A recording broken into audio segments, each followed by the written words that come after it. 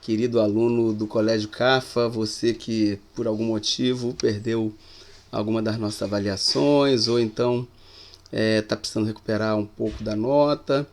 não tem problema, isso acontece, ainda mais esse ano aí que a gente teve tantos problemas aí, né? A gente não teve junto, a aula foi à distância, então pode ocorrer essas coisas, isso é normal, não pode baixar a cabeça,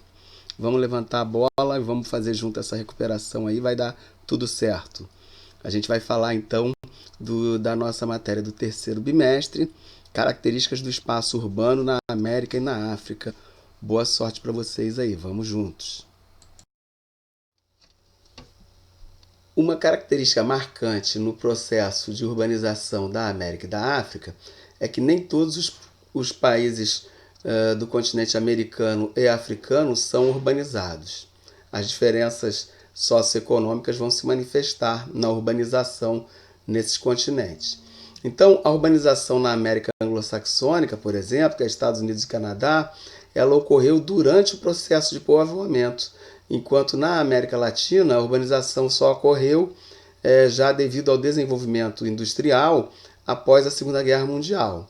E no continente africano predomina até hoje a população rural. E aí o que a gente pode considerar como urbanização são os crescimentos e os adensamentos populacionais. Então a gente vai ter cidades mais populosas na África, como Lagos, na Nigéria, Cairo, no Egito e Kinshasa, na República Democrática do Congo, com um adensamento populacional muito grande. Na América, essas densidades populacionais foram responsáveis por devastar as florestas, né, existentes no início do processo de colonização. Então isso é outra característica da urbanização, tanto na África quanto na América, onde vai entrando as densidades populacionais, paralelamente vão diminuindo as florestas originais remanescentes. Outra característica da urbanização na América e na África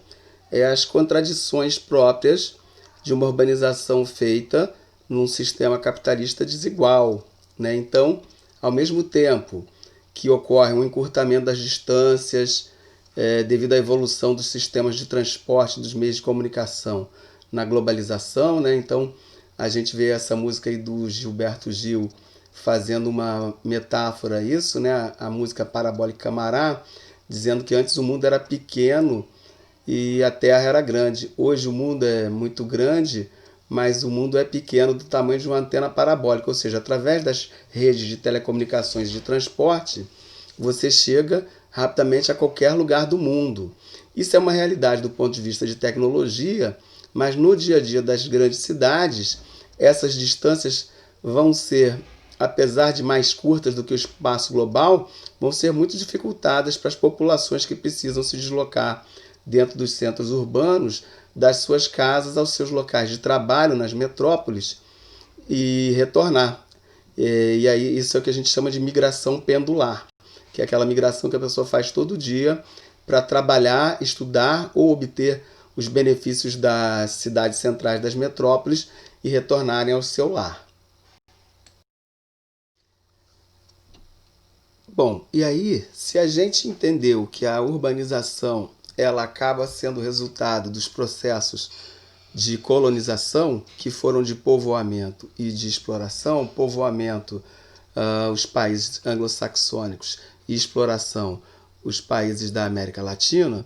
então a gente vai ver que também no desenvolvimento regional desses países vai haver desigualdades que vão se manifestar no desenvolvimento desigual das cidades. Então, para tentar enfrentar essas desigualdades regionais, os países se organizam em blocos. E aí na América a gente vai ter um dos blocos mais poderosos do mundo, que é o NAFTA, que é um acordo de livre comércio entre Estados Unidos, Canadá e México. E na América Latina a gente vai ter o principal acordo, o Mercosul, que é o mercado comum do Cone Sul, que envolve Brasil, Argentina, Uruguai e Paraguai e outros países convidados. Porém, enquanto o NAFTA exerce forte influência nas decisões mundiais, o Mercosul ainda é apenas um sonho, né? E aí os países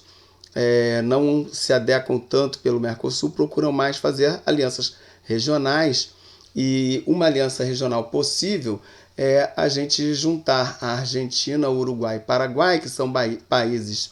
que são banhados pela Bacia Platina, e é o que nós chamamos de América Platina, a região formada por Argentina, Paraguai e Uruguai, e eles têm em comum a possibilidade de escoarem suas mercadorias pela Bacia do Plata ou Bacia Platina, por isso o nome da região América Platina.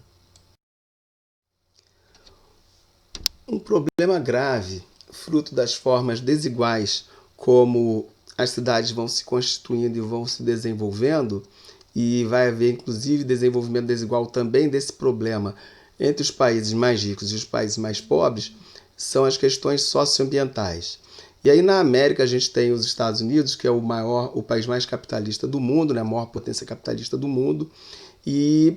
costuma não seguir os acordos internacionais das questões ambientais. Foi o que aconteceu com o Protocolo de Quioto. Os Estados Unidos, em 2005, não assinaram o Protocolo de Quioto e prometeram para o mundo que eles mesmos iam controlar as suas emissões de carbono sem assinar nenhum protocolo internacional. Como, de fato, entre 2008 e 2011, os Estados Unidos reduziram bastante a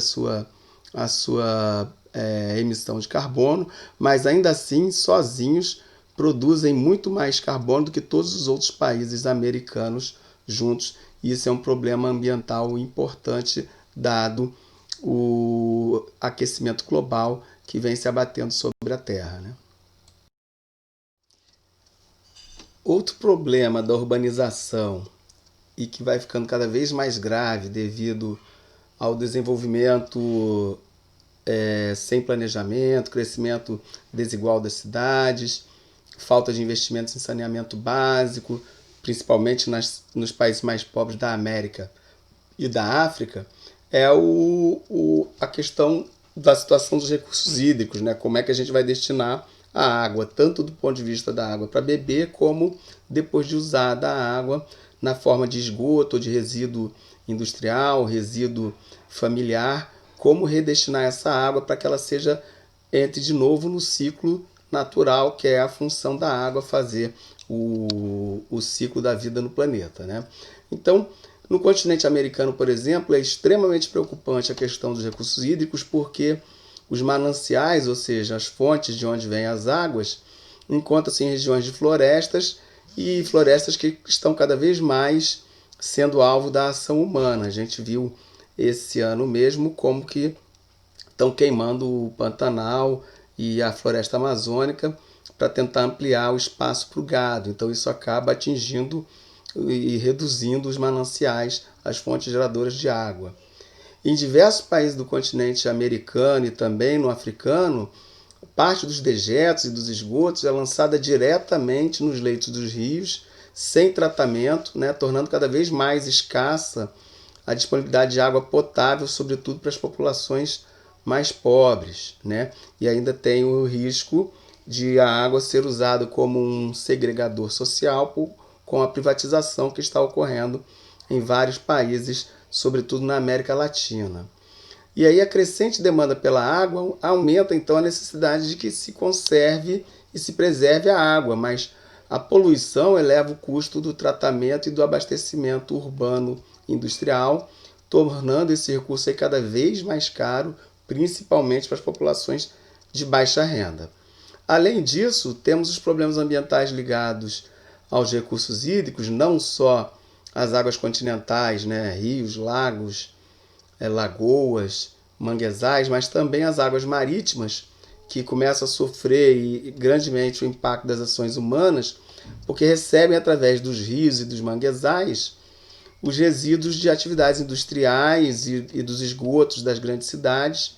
além das sujeiras jogadas diretamente no mar e nas praias,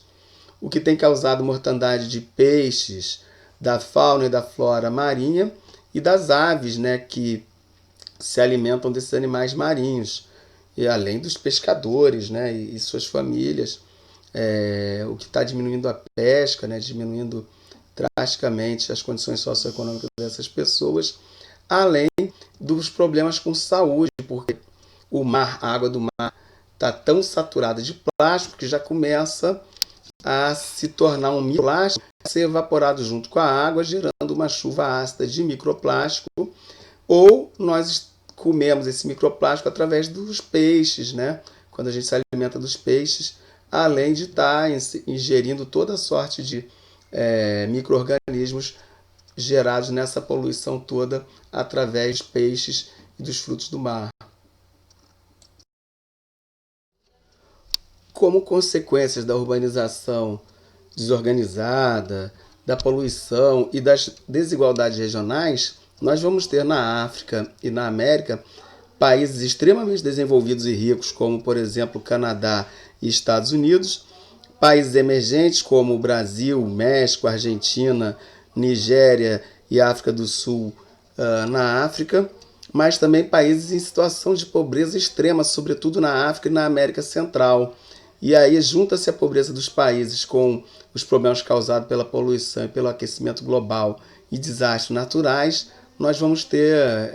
momentos, né, de verdadeira tristeza, verdadeiras catástrofes humanas, como foi o caso do terremoto ocorrido no Haiti em 2013, que destruiu boa parte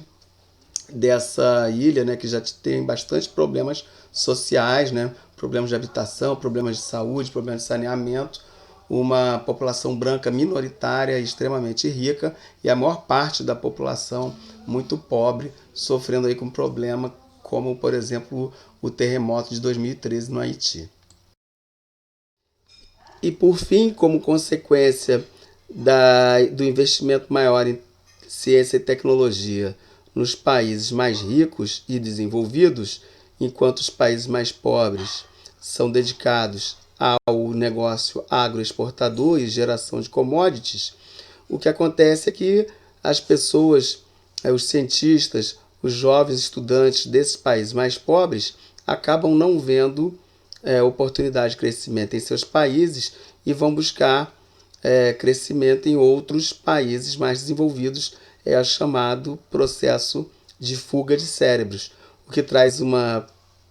um ciclo vicioso para os países pobres, porque muitas das vezes esses países investem nas séries iniciais grande dinheiro, grandes quantias na formação desses jovens, mas por não investirem em ciência e tecnologia, esses jovens vão acabar por levar seus conhecimentos, suas pesquisas, seus projetos para outros países, fazendo com que os países de origem nunca consigam vencer o problema do subdesenvolvimento. Bom, essa foi aí a revisão sobre dinâmicas urbanas da América e da África. Espero que facilite a vocês o entendimento aí e a recuperação para a prova e tenham um sucesso aí nessa recuperação. Um grande abraço do professor Edivan.